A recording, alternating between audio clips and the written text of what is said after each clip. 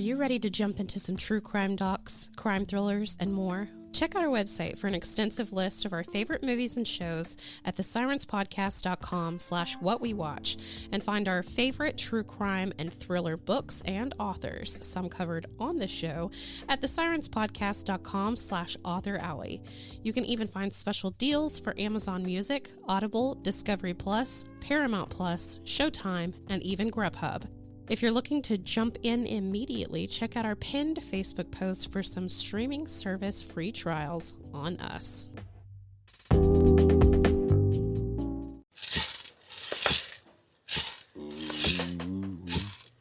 You're listening to Sirens, a true crime podcast, brought to you by the Sirens Network. This podcast contains explicit content, so listener discretion is advised. The opinions expressed on this podcast are solely the views of the hosts and do not reflect the views of affiliates, associates, or sponsors of this podcast. This is Sirens, a true crime podcast.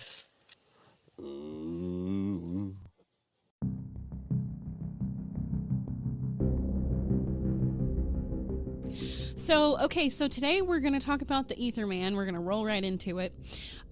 This guy's name was Robert Howard Bruce, and he was also known as the Norman Rapist. What? He had 3 first names?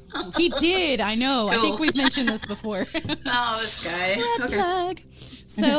So police described him as cunning, egomaniac. We're checking boxes here. He used brutality and his wits to evade custody for years. And he was known for using chemicals such as chloroform and mostly ether to subdue dozens of rape victims in Colorado, New Mexico, Oklahoma, and Texas, which is how he got his name, the Ether Man. And his signature was to break into women's homes at night. He would hold a chemically soaked rag over their face and assault them while they were out of it. He also would at some points used a stun gun. At another point, he used handcuffs, glass cutters. He even tried smothering one girl with a pillow. And he was just on a rampage for a long time. Police said that he ran a food vending business that took him to college towns where he found most of his targets. Young, physically fit women, several of whom worked in the medical profession. And the attacks were just far enough apart that police weren't sure that they were dealing with a serial rapist because he was literally crossing state lines to 4 different states at the time. Eventually, details of the attack became so eerily similar that police knew that they were looking for one man who was committing all of these multiple assaults. So we're going to start in New Mexico. May 15th, 1996. Shannon Ferris, who was 17, gets home from work. She was a waitress. Maybe that's possibly where he saw her and followed her home. Who knows? Her dad was waiting up for her when she got home that night, so she lived with her parents. She goes to bed, and she wakes up at some point during the night, and she feels like she's drunk, and she's very disoriented. She also smells a chemical smell. And someone is on top of her, and she's trying to fight him off. She actually bit one of his fingers while he was trying to hold the cloth to her mouth. And as soon as he got bit, he ran out of the home. Now, so her dad was home. He was asleep at the time. He was the only other person in the house. And this guy must have been super sneaky, super sly. Quiet. To Very not quiet. wake up, I don't know how deep of a sleeper this guy was, but to not wake up him or her and somehow gained entry into the home. I didn't see where it said how he gained entry, but he obviously did it very quietly. She looked like she had blood on her face when the police showed up, but it was actually the red dye from the chemical on the red rag that he tried to use over her face. And the rag was actually a makeshift rag from a flag that they had outside the home. He just ripped it off. So 1997, University of New Mexico. Another girl, Trisha LaChance, wakes up in the middle of the night. She is being raped She is also disoriented and super groggy and cannot physically fight back. So Rich Lewis is the first detective on the case. No fingerprints, no DNA left at the scene. Lewis starts putting cases together in a string of serial rapes, at least 6 up to this point. Now remember, we started in 96, and now we're in 97, and there's already been 6, including her. So all of these women that were being attacked lived around the university, all with the same stories, and no one can give a description because they were so groggy at the time. And one of them, I believe, did have DNA, but it never pinged in the database. 97 to 2000. May 9th, 2000, Mandra Ryan, 20, a student at the University of New Mexico, had worked all day and was tired and didn't want to go out with her friends that night. You know what? Good for you. She's home alone and she feels like she's being watched. She pulls back the blinds and there's a man standing in the window. She actually scared him when she pulled the window shades back and he fell backwards onto the ground. Oh my God. So he finally gets up and he takes off. She calls the police and they find that he had hopped the fence and that initially he had unscrewed the back sensor lights and had set up like a block in order to be able to stand in front in the window and watch her without like any light hitting him. So obviously she didn't get a good look at his face. It's just like a silhouette in the mirror or in the window. Did, however, see his face, and she put a composite sketch together. White male, mid-30s, no distinctive features, and by the year 2000, there were 11 victims from New Mexico alone. They were literally all about to meet the statute of limitations, which was 6 years in New Mexico. Ew. I know. 6 well, years. it's only 7 here. Oh, that's true. So here in Oklahoma. But so word that a serial rapist, I want to say real quick, I don't know if it's the same in New Mexico, but I know here, if your offender leaves the state for any reason, that statute of limitations is put on pause. Word that a serial rapist was loose in the community, it was kept quiet. Parks, another detective on the case, said, quote, because we didn't want to alarm people until we were sure, and because we thought it might be a member of the community who, if we made it public, would either leave the area or stop. And what we really wanted was to catch him. So they didn't make it public that there was a serial rapist at the time. So the Ether Man was wanted on 44 counts at the time of violent felonies in Albuquerque, including rape, kidnapping, aggravated battery, aggravated burglary, so on and so forth. He lived in New Mexico cities of Rio Rancho and Raton, I think I'm saying that correctly, from 1988 to 2003. And the Albuquerque Journal reported that 2 of the sexual assaults occurred while Bruce was on probation for battery of a household member and interference with communications.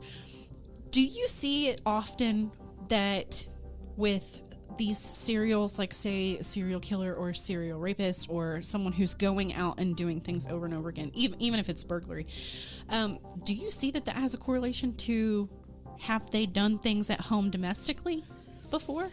Well, sometimes it's like with Ted Bundy, for instance. He was one that usually did not do anything at home.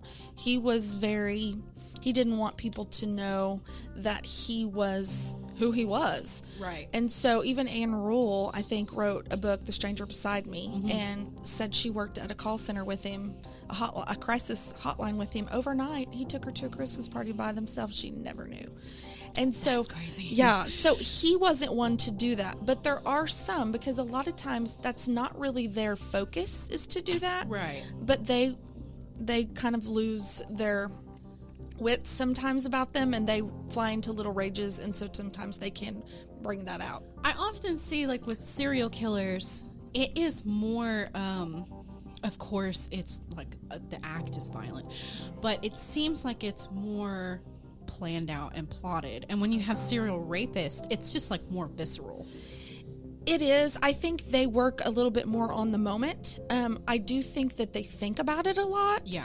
And I think they think about where they're going to go, but I don't think they think about the act itself. Right. So I'm wondering if, because a lot of these serial rapists, we just talked about one with another guest, and that one had a lot of abuse at home as well. Mm-hmm. And I've been kind of seeing this trend in just serial rapists, that they seem to have a lot of abuse at home, like with someone in the home or very close to them, like their mom or their dad or something like that. Do you see that as well? I see it a lot more than I do serial killers. I think serial killers are a little bit of a different animal in the fact that they are a lot more sly and cunning. I think that a lot of times with serial rapists, there was a serial rapist that was in the military, and they actually made a Lifetime movie of it. And his wife, he was newly married, and he would go out every night, and she would think he was running, and he would go watch, women and then break in their homes. But he started abusing her too. And so, I think that they are a lot more do you think they volatile? I was about to say, do you think they just have a lot more rage? Is like that seems to be where it stems from? Rage? It's usually more of a hate for women, right? A hate for their victims, even males. I mean, you see Jeffrey Dahmer, his was males, but you see a lot more of a hate, I think, for that opposite sex or that sex that they're perpetrating, right? And then you do serial killers where they are actually, there's no empathy part of their brain. Right. And they're psychopaths. And so they don't really, they fly just don't feel. No, they don't feel. They do this to feel and they never feel. And so they just want this control and this power. Whereas rapists, they do want that control and power, but they have a lot let loose on somebody. Yeah, they have a lot harder time controlling that power. Right. The Albuquerque Journal reported that 2 of the sexual assaults occurred while Bruce was on probation for battery in the household and interference with communications. I'm guessing because here that's like interfering with a 911 phone call. Bernalillo County District Attorney's Office in 2000 indicated a John Doe, later identified as Bruce, in 9 rape cases using a DNA profile. It was the first time in county history someone had been charged under a DNA profile with no name. This is so interesting.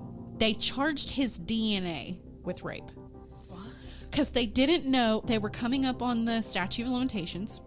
They didn't know who he was. He was not in the system. And so they found a loophole where if they went ahead and charged his DNA profile with rape, then later, even if it was 30 years later, they could prosecute him. Wow. How smart is that? That is pretty smart. Wow. So District Attorney Carrie Brandenburg said it was done to avoid running into a problem with the statute of limitations and would allow them to get him down the road. So Albuquerque police said Robert Howard Bruce probably moved to Pueblo shortly after 2000, about the time a New Mexico grand jury indicted his DNA profile. Evidence linked a Colorado inmate suspected of being the Ether Man serial rapist to a string of sexual assaults that was around the University of Oklahoma, which the University of Oklahoma campus is in Norman.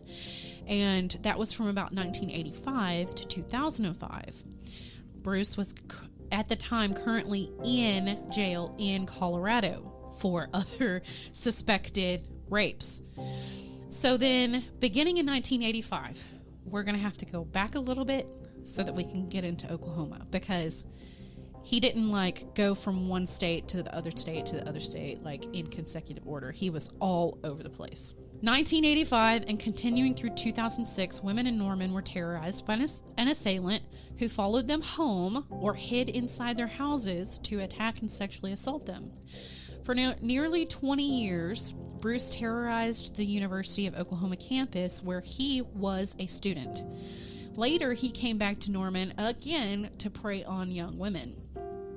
Several assault reports included in the case, which was filed in Cleveland County District Court, described Bruce as a man who used violence to get whatever he wanted from his victims. In March 1985, Police allege that Bruce assaulted a woman in Norman while she was asleep. When she struggled, he allegedly told her to be quiet and you won't get hurt. She continued to fight him, so he pinned and handcuffed her arms behind her, then put a pillowcase over her head. In another case, a woman awoke with handcuffs attached to a dog collar around her neck. In July 1985 in Norman, records show that Bruce allegedly entered a sleeping woman's house through an open back window, got on top of her, and warned her that he had a razor and that he would use it if she resisted him. He escaped that on foot. 1991, Bruce's DNA matched a rape case in Albuquerque. Police said Bruce might also be responsible for more assaults in New Mexico. Obviously, we just talked about that. And even 2 cases they had at the time in Texas, which one city was Austin, Texas, and another Lubbock, Texas. It turns out Bruce had been a student at the University of Oklahoma in the early 1980s. He had moved away. He would fly to Dallas on business and rent a car to return frequently to Norman to stalk OU co-eds and continue the sexual assault until 2006. So there's a woman. Her story begins in the summer of 85. It was after she graduated with her master's degree. She graduated from the University of Oklahoma. And 6 days after she turned 23, she was a very involved student. She was serving as the president of the Women's Studies Student Association and serving as a rape crisis counselor for the Women's Resource Center. She had also started the Take Back the Night marches in 1982, and those apparently still go on to this day. And she became a victim of this man. She said that she had a paper about defensible space written with 2 other people sitting in her living room getting ready to go to this typist the next day. And she said, I became a victim of the exact same demographics that were in my research paper. She said, I was a part of this world of helping women around the campus, and then I became a victim. She said, looking back on it, it's ironic. She knew all of the stages of grief. She went through all of it helping other women, but the incident truly changed her life. She said, you don't really know until you live it. She said, I call my life the before and the afterlife. I have the life before, and then I was raped, and then the rest of my life is after because everything is different. There's nothing that's the same ever again. She used to wake up screaming. She used to have nightmares, and she still does sometimes. She said, my children will tell you that I'm neurotic, adamant, demanding about closing the blinds at night because he stalked people. He did that. He watched them for hours through the window. After a while, Terrell said, you kind of deal with it, and while your life is never the same, at some point you have to kind of move on. Okay, so then DNA links Bruce to a 2006 rape of a University of Texas student in Austin. Like many of the women, police suspect Bruce attacked the Austin victim, lost consciousness after her assailant held a chemical-soaked rag against her face, and then assaulted her. The Austin sexual assault happened in May 2006, and detectives said he broke into the woman's home late at night, rendered her unconscious with a chemical-soaked rag, and then raped her. Public records found that Bruce did not have a criminal history there in Texas. Stanfield said Bruce had not been linked there yet, so they didn't really know who they were looking for. He was also, though this same unknown person was suspected in an attempted rape in March of 2006 as well. And although Bruce never lived in the Austin area, he did visit a lot, adding that, so officers found records of him staying at hotels near the home of some of the students and that he was accused of assaulting. And he is still, to this day, currently still under investigation for some rapes in Austin and Lubbock, Texas. We know that he had been doing this from the 80s until at least 2006. Yes. You had a run-in with him. I did. I was working at a gym off of I-35, which if you're in Oklahoma, it is the main thoroughfare, and I-35 and I-40 intersect, and I think it's the only place in the United States where it intersects, and so you can go anywhere across the United States, right there. So it was actually right next to I-35, and right next to that was a Love's, which is a big trucking gas station. Yeah. And I would work nights a lot of times because I was in college, and so I would usually close up with the manager. And one night, my friend came to meet me there, and we were. How old were you? I was 19. Oh, goodness. 19. I was little bitty, not. I think I'm 5'3", so I was just a little bitty thing then, and I was like, okay, we're going to go to our friend's house, and my friend, she showed up there, and someone dropped her off, and so we're like, my beeper went off. Yes, I had a beeper. Oh my God. It was beeper time back then. Don't act like you didn't have a beeper. I had a Nokia. That was my first piece. A Nokia. So this is around 1996, and my beeper went off, and so I was like, oh, we need directions to where we were going to go. So I said, there's a payphone right there. Yes, payphones, I know. What's a payphone? I know. Let's swing around and go to the payphone. Well, now I look back, and that was probably not the smartest. You were with someone, though. I was, but she was also 19. Well. Yeah. And when the manager of the gym turned off the lights, it gets very extremely dark. Was not thinking about that. Yeah. And the Love's is actually, there's a little space between that payphone. The payphone is a lot closer to the gym than it was the Love's. So it's a pretty dark area It's right just like there. in the middle of the parking lot? No, it's like at the very end of the parking okay. lot, on the west side. Well, it's not there anymore.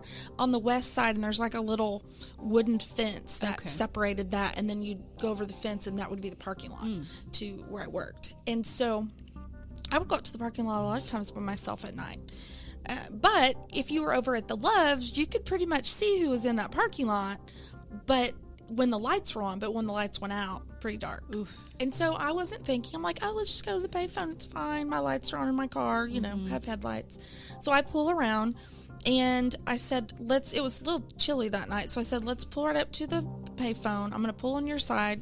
You can call and then get directions, and we'll just put the phone inside the car. Yeah. So we put the phone inside the car, rolled up the window, and we were just sitting there, and she was talking on the phone, and it just happened so fast. This car just came out of nowhere, and I thought, well, maybe they're gonna, because there was a little turn in where you could kind of turn to go over some places you work. That kind of, there was like a little road. It went back to these other little places. I thought, well, maybe he's going back there. And nope, within a second, that car was just right beside me. And were you in the driver's seat? I was in the driver's seat, and I did have my headlights on, but it was still really dark. And so I was telling my friend, I think you need to get off the phone. And she wasn't paying any attention to me. She was just talking and laughing. And I was trying to watch this person that was getting out of this car in like a blink, fast. And so they get out of the car, and it's this very tall man. Very tall. I would say he was probably, he's got to be 6'5". Jeez. He's very tall, 6'4", 6'5", 6'6", I don't know, very tall. Back then he seemed like he was like 8 foot tall, but, and he comes up on me. He has a trench coat on. What? A brown trench coat. I'm sorry. Just like you see funny, in the movies. It is funny. Yeah. And he had on gloves. Oh, no. Red flag. And he came up, and I made sure to look, I locked my door, made sure they were locked. I had power locks, but not power windows. This may not matter to literally anyone else, but I'm just kind of wondering what kind of car you had so I can picture it. Oh, I thought I was hot stuff then. I had a brand new Geostorm, which not a lot of people know what that is now, but back then it was the thing to have. Is that it's just a two-door car, isn't it? It's a 2-door car. Yeah. Okay. Yeah. You could pop a wheelie in those things. You could. I think those are the little cars that the Kiwanis guys drive around in parades. Yeah. I'm sitting there, and he comes up to the window, and he knocks on the window. Like, I don't see him. I'm not just staring straight at him. And he said, hey, I need directions. And I said, I don't know anywhere, which I did because I was from around there. But I said, I don't know of anywhere. And he's like, yeah, you do.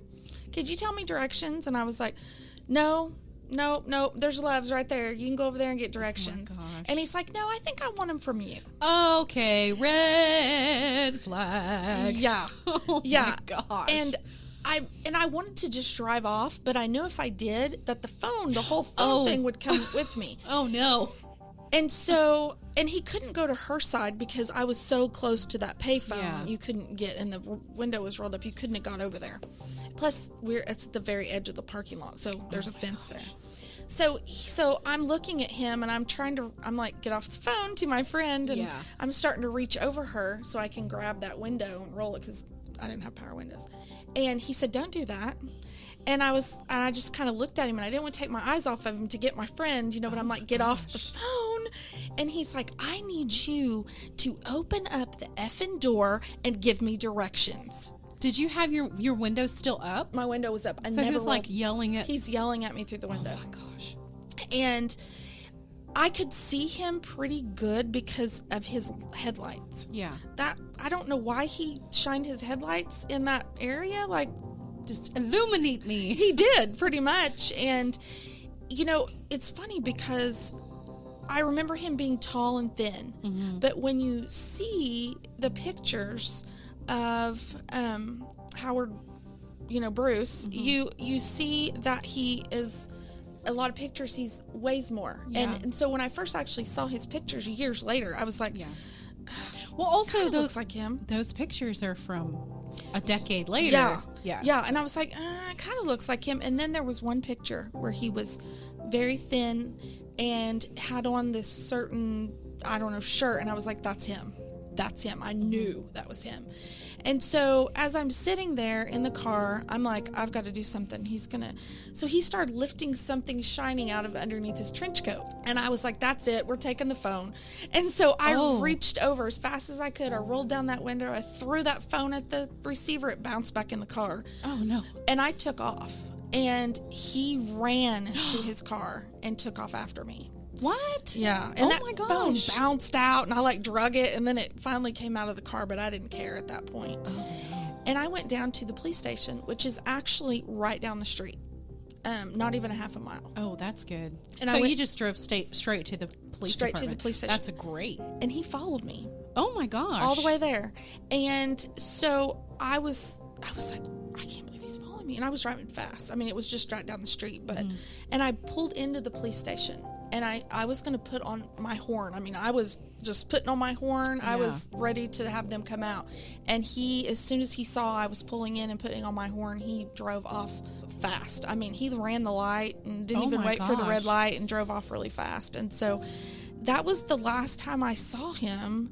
I never saw him again. I never heard anything about it again until he was arrested. Did you go ahead and go in and file a police report, or did you just sit there for a while? I sat there for a while, and I actually ended up talking to one of the policemen because they came out. Yeah. And because I was like, I didn't want to get out of my car because I thought he was going to come back. Yeah.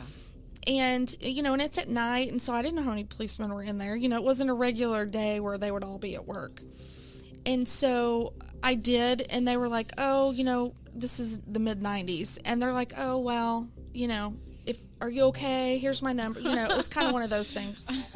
Gee Williker. Yeah. And so years later, when they found, I called and talked to the detective and told him, the story.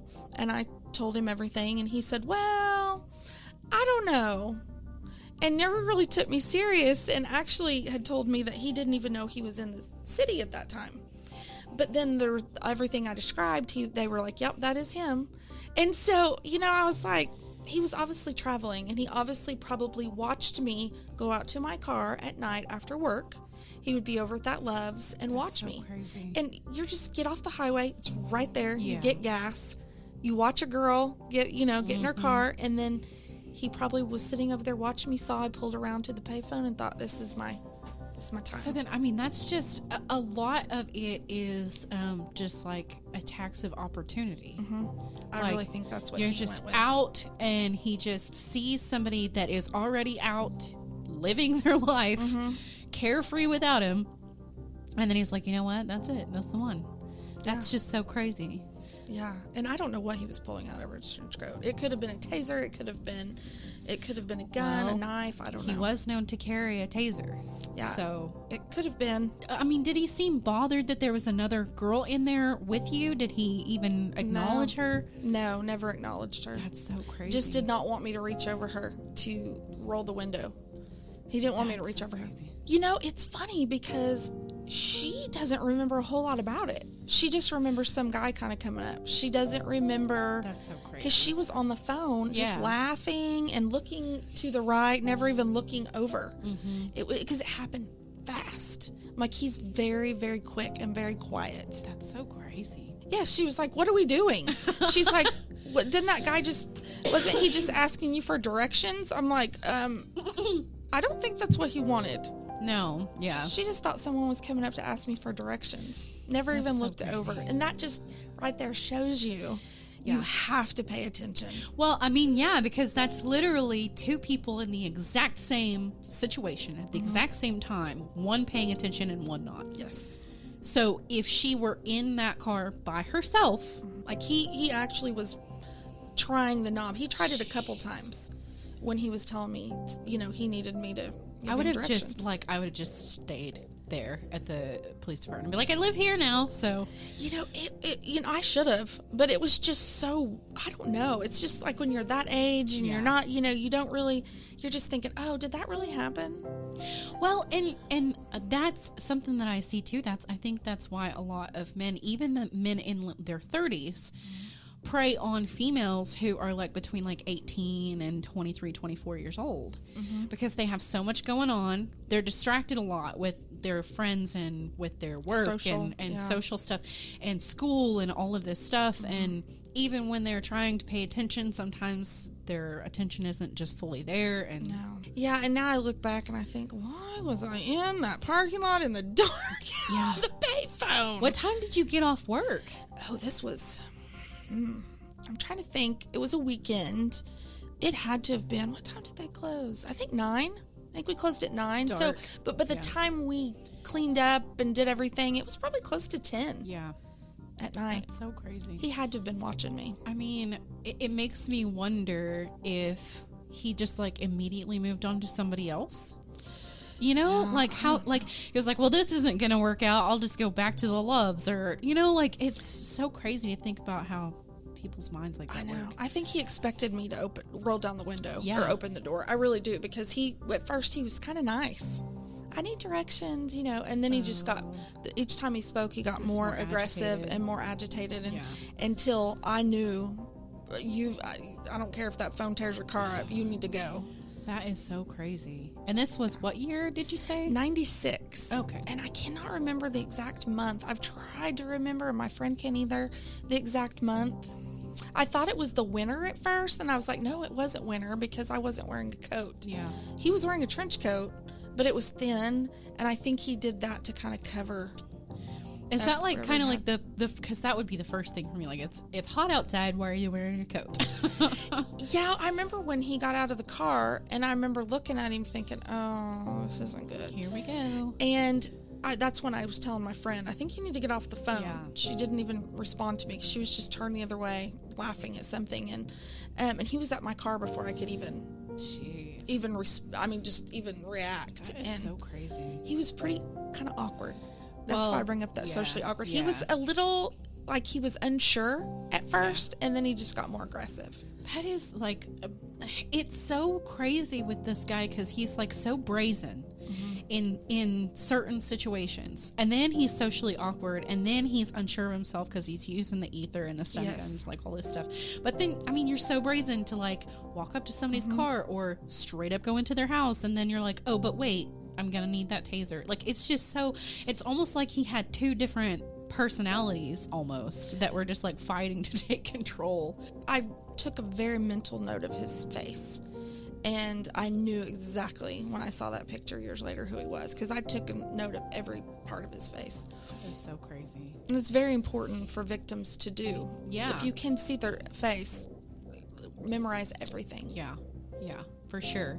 But yeah, that's just so crazy. Yeah, he would have done something. I mean, this For was, sure. Yeah, this was a, I'm going to get you out of the car and I'm going to For sure. hurt you in this parking lot. Tase you, put you in the back of my car, take you to a second location. Who knows? I mean, what? and he could have even just busted out the window in a second. I don't know. I didn't wait around to find out. As soon as he started he just started taking it out, and I saw it was shiny. I was like, oh, nope, the phone's going with us. I'm out of here. And so, yeah, and he, you know, I couldn't tell you what he had on except for the trench coat. Couldn't. Yeah. I have no idea. That's so... I don't think I even looked, because all I saw was a trench coat, and I remember thinking, that's so weird. Yeah. That was odd. It is. I wonder if he, like, wore a trench coat to other, you know? Yeah, I don't know. Like, was he wearing a trench coat when he was standing outside that window? Well, I asked the detective. I actually did ask the detective about that, and he never answered me. Huh. So I don't know if that's something they were keeping to themselves for the crime, you know, to, I don't know. Right. And a lot of the victims did say that because they were so out of it, they couldn't even describe him. Yeah. So, I mean, you never know. Yeah, I just happened to be paying attention, fortunately, and, you know, and I didn't know about any of the stuff I do now. You know, I'm 19 years old. Wasn't in college even for this degree. So, you know, for my degrees I got later. And so I didn't know. I just went off what my mom had taught me and off instinct, gut. Listen to your gut. If your gut tells you something's wrong, it is. Did that experience maybe, like, propel you towards what you do now at all? You know, kind of a little bit, but I think what really propelled me to where I am now was the crime we talked about with Joseph Sear. Right. I think that was really the one that I was, because he was so close. Like, he was, you knew him. I knew him. Yeah. And I knew something was off about him. I mean, there was just something my gut told me was just off.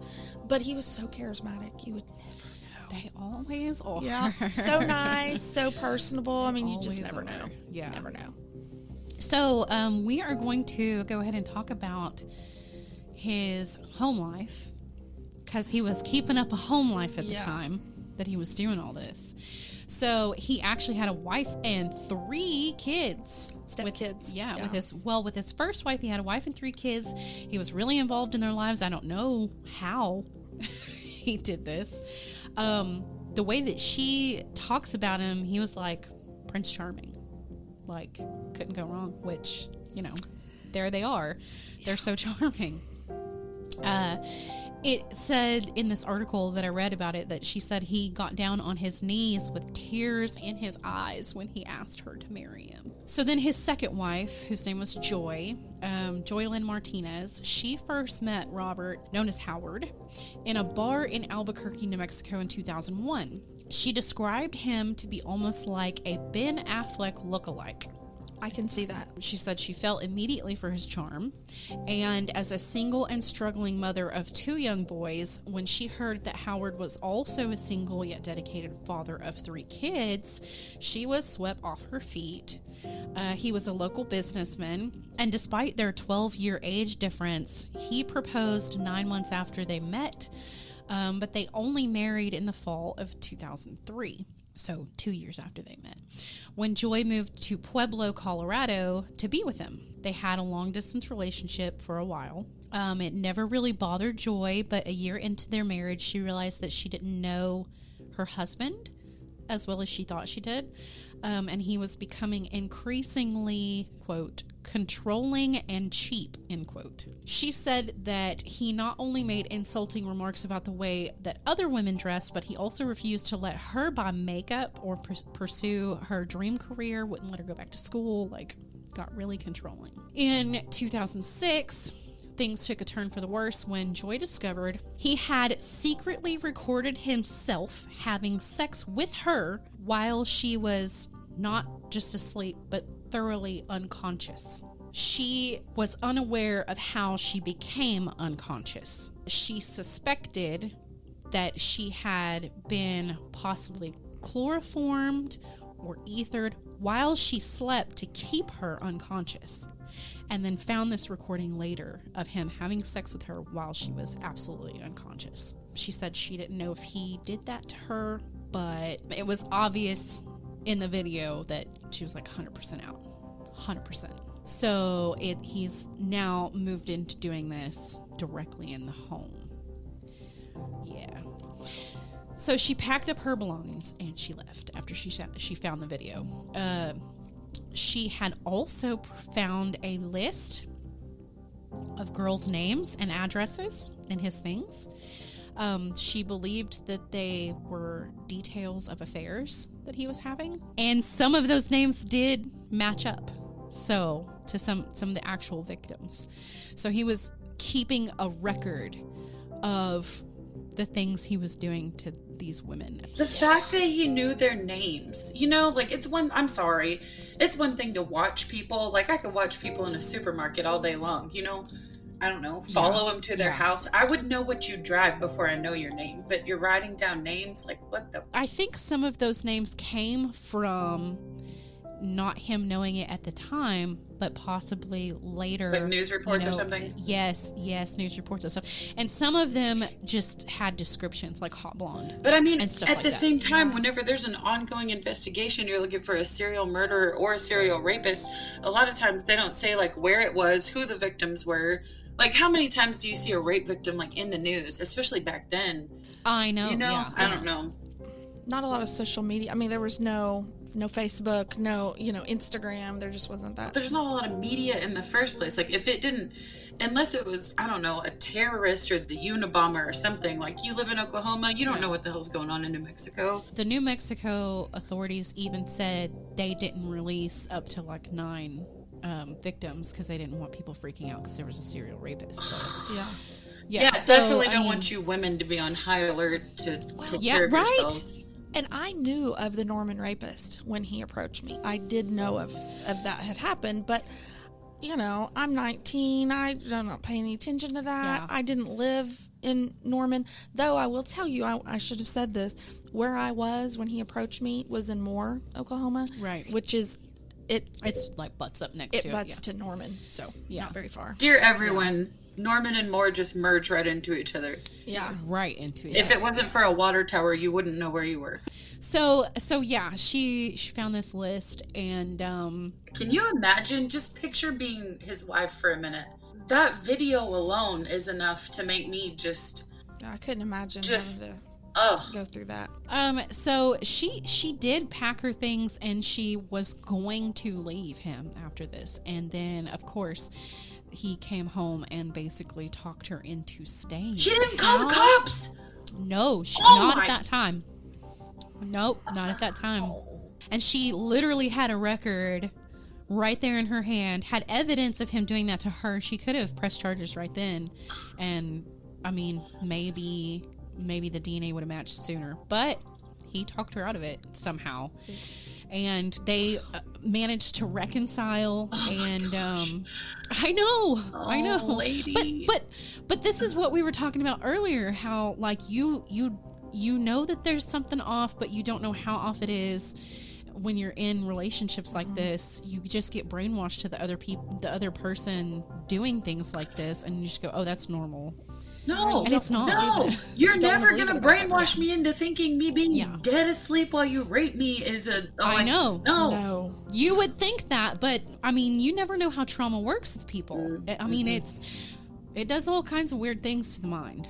They think it's their fault. Exactly. And they want to build them up and break them down. Yeah, for sure. And so, she was with him for another several years after that happened. And, of course, she still had her suspicions. She was on higher alert, I should say, after that. And then there was one night when they went out. And she ended up blacking out at the end of this date that they went on, where they went out for dinner and drinks, and she blacked out. And she, came to the next day and wondered, did it happen again? So in September 2009, shortly after that happened, she saw a local headline about a serial rapist dubbed the Ether Man. And just knew. She just knew.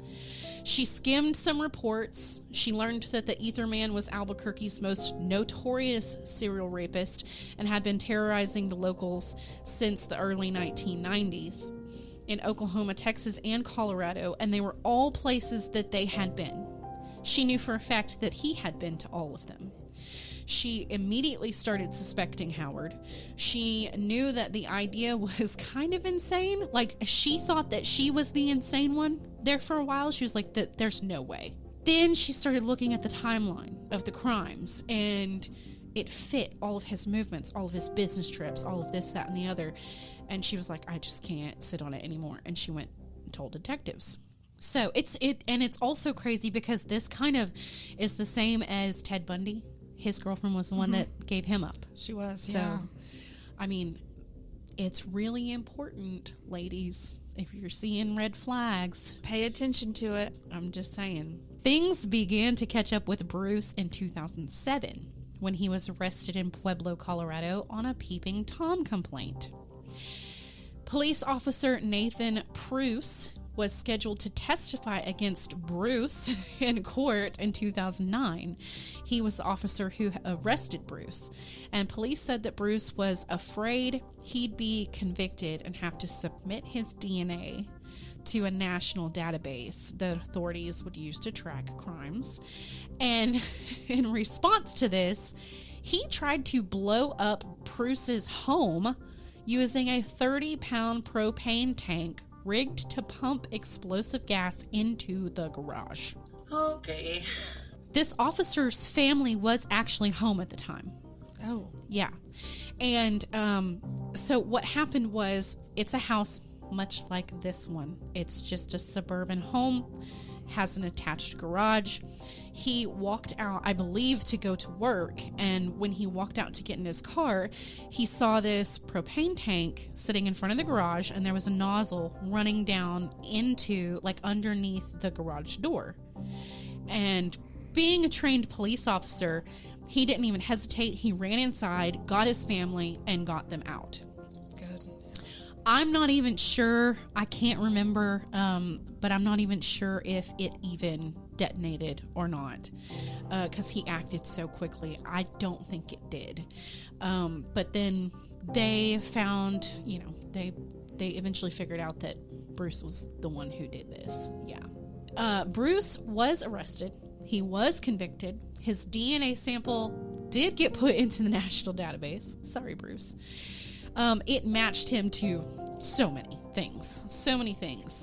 They started examining cases that could be linked to him. Investigators from literally all 4 states got together, compared notes, found an MO. It was all the same. So then the Norman police detective Jim Parks, he had already received calls from at least half a dozen women who think that they could possibly have been a victim that were unknown, like, at the time. There were a bunch of known victims. When this was released, just like calls flooded in. He said that the case bothered him for years, and he was looking to help some of the victims find closure. He said, quote, "The way everything worked, Mr. Bruce was a high confidence level. He has a big ego. He was very boastful and was proud that he had managed to not even worry about the police because he felt he was so good at what he did." So over that, 2 decades, 85 to 95 to 2005, 2 decades, I guess he'd just been getting more confident and more confident and more confident. When he tried this with you, he was already a decade in. Maybe that's why he was so brazen to come at you in the car. Yeah, well, and I think he would have followed me home if I think Oh, that's where he 100%. thought I was going. 100%. He thought, oh, she's just going to drive home because she's going to drive away from me and drive home. 100%. Yeah. Because, I mean, if you think about it, that's your first safe space thought. Mm-hmm. Oh, I just need to get home and everything will be fine. Don't ever do that. No, please do not do that. Go to the police. Go to Walmart. Exactly. Go to a public place. Never, ever. Don't go to a friend's house. Don't go to your mom's house. Never. Yeah. Don't do that. I would say go just like what you did. Go straight to the police department if you can. Well, and I told my friend before who had been this was just about a year ago, was followed by someone on the highway, and she was like, I'm going to get off the highway, and I'm going to go, down this other street. And I'm like, no, don't do that. I said, if someone's following you, and he was trying to wave her down. At first she thought something was wrong with my car, and then he would get up on her and then back off, and he was trying to get her to pull over. And she said, well, there was a big gas station right there. And I said, that's what you should have done. You get off at that gas station, you pull in that gas station, and you lay on your horn. Yeah. And do not get out of the car. Drive Somebody around will and come around out. and around. Yeah. And do not let off your horn. Because Yeah. her cell phone was dead. Yeah, I told her, I said, do not go off on some side road, because he'll go up No, beside you. yeah, He'll run for you off sure. the road. You go into that Oh, yeah. gas station, you drive around that parking lot, and do not let off that horn. Norman Police Department Detective Derek Hopkins, after he had been put in jail and all is said and done, he got to sit down face to face with Bruce and hear him confess to victimizing several of these Norman women. And so he said, quote, the whole interview with Bruce was interesting. He was very intelligent. He always had a plan before he would commit the crimes. He thought things out really well, but unfortunately for him, technology advanced too much. He said in an effort to figure out why Bruce did what he did, he said, quote, you're obviously very smart and you could do anything you wanted to. Why would you want to do something like this? And Bruce's response was simply, quote, I did. He did do what he wanted to. So after Robert Howard Bruce was arrested and his DNA was submitted, it came to a match of the Ether Man. Of course, Joy filed for divorce. With that said, she said that she felt guilty. She said, in retrospect, I feel like I was Howard's ultimate victim. He chose me because I was naive. Most of the crimes he's charged with happened before we met or after our marriage started imploding, and I felt guilty that his rage at me might have been directed at other women. She said that she found a good job. She still resides in Albuquerque. She appears to have created a stable life for herself and her sons. She prefers to stay out of the spotlight as much as possible. But every time the topic of domestic violence is raised, she's one of the first one to lend her voice and share her story.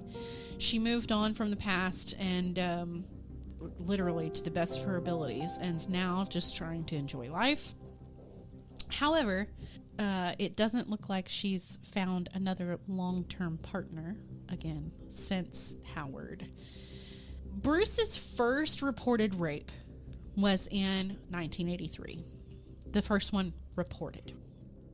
While Oklahoma Supreme Court network records only show rapes from 85 to 2006. Prosecutors filed 19 felony charges against him, who was serving a 64-year sentence in Colorado for that attempted murder and a bunch of assaults and peeping toms and all of that stuff. He was convicted of assaulting 2 women in Colorado. Oklahoma records show that Bruce pled guilty or no contest in 2013 to 19 felony counts, including first-degree rape, sexual battery, forcible sodomy, first-degree burglary, crimes committed over like a 15-year period. He pled guilty to 5 counts of first-degree rape, 10 counts of first-degree burglary, 2 counts of sexual battery, and 1 count of forcible sodomy. Prosecutors accused him of attacking people on the OU campus between 1985 and 2006. So in Oklahoma alone, he is serving 177 years at a federal facility. That's just Oklahoma. And then 64 from Colorado. So, yeah. In New Mexico, he was sentenced to 156 years for all of the rapes that he committed there. In Texas, he was never extradited to Texas. I guess they were like, you know what, like almost 300 years is enough. So they just never extradited him to Texas, but he does remain under investigation for possible sexual assaults against women in Austin and Lubbock, Texas. So one of his victims from one of those cases, quote, slew the dragon, end quote, when she testified.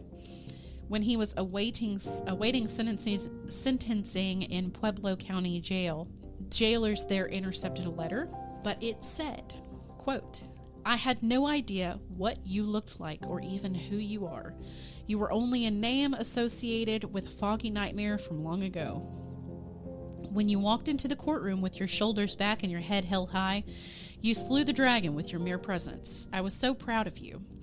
This was a letter from him to one of the victims.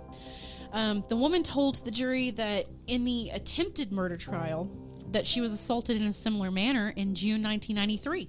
She tried to fight her assailant before giving up and eventually falling unconscious. The victim said she had no memory of what her attacker looked like, but did remember the chemical smell and waking to find cuts in her nightgown and her underwear.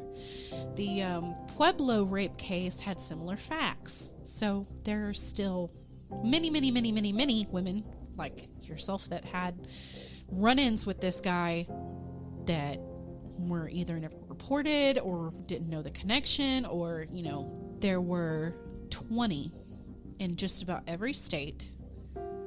And there were still more reports coming in after he had been sentenced. I want to say, I read somewhere they said there could be upwards of 355 I know. women. Well, and it's 2 decades. Yeah. So, yeah, there could be plenty of them out there. And hey, ladies out there listening in Oklahoma, Texas, Colorado, New Mexico, if you feel like maybe this hits the nail on the head for you, you can always contact authorities and let them know. He is serving time, but that doesn't mean that you shouldn't report it. Sure, because your story is just as important as everyone else's. He is in a, quote, undisclosed federal facility. Oh my God. Why federal?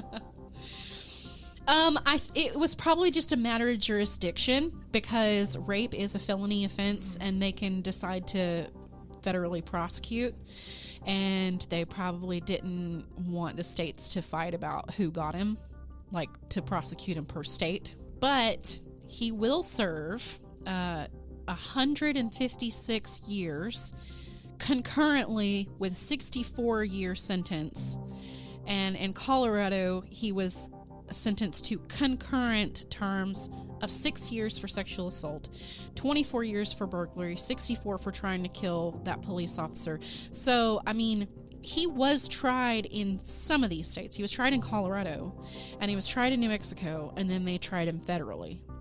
And federal, you always serve that first. He's doing a total of 333 years.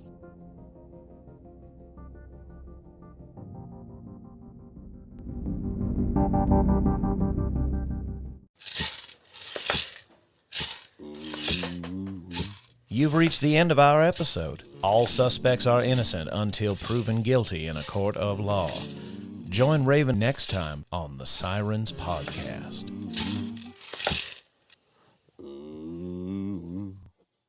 Do we have an outro? That's our outro, isn't it?